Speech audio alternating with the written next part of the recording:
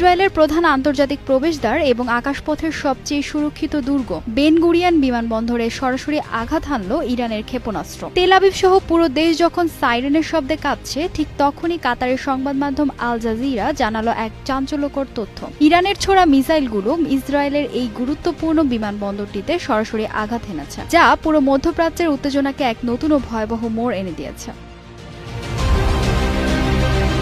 শুক্রবার প্রকাশিত প্রতিবেদন অনুযায়ী শুধু বিমানবন্দরই নয়, তেল আবিব সহ ইসরায়েলের বিভিন্ন প্রান্তে একের পর এক শক্তিশালী বিস্ফোরণের শব্দ শোনা গেছে। ইসরায়েলি সংবাদ মাধ্যমগুলো এই হামলার খবর নিশ্চিত করলেও দেশটির সেনাবাহিনী অর্থাৎ আইডিএফ এখন পর্যন্ত এই বিষয়ে কোনো আনুষ্ঠানিক মন্তব্য করেনি। তবে জানা গেছে, আকাশ প্রতিরক্ষা ব্যবস্থা নিয়ে ক্ষেপণাস্ত্রগুলো প্রতিহত করার সময় ওপর থেকে পড়া ধাতব টুকরো বা ধ্বংসাবশেষের আঘাতে অন্তত একজন গুরুতর আহত হয়েছেন। ইসরায়েলের স্বাস্থ্য মন্ত্রণালয়ের দেয়া তথ্য মতে, ইরানের সাথে এই সংঘাত শুরু হওয়ার পর থেকে এখন পর্যন্ত দেশটির বিভিন্ন হাসপাতালে ১৬০০-রও বেশি মানুষ চিকিৎসা নিয়েছেন। চলমান এই রক্তক্ষয়ী সংঘর্ষে এখন পর্যন্ত মোট ১১ জনের মৃত্যুর খবর নিশ্চিত করা হয়েছে। আকাশপথে পাল্টাপাল্টি হামলা আর ক্ষেপণাস্ত্রের গর্জনে সাধারণ মানুষের মধ্যে চরম আতঙ্ক বিরাজ করছে।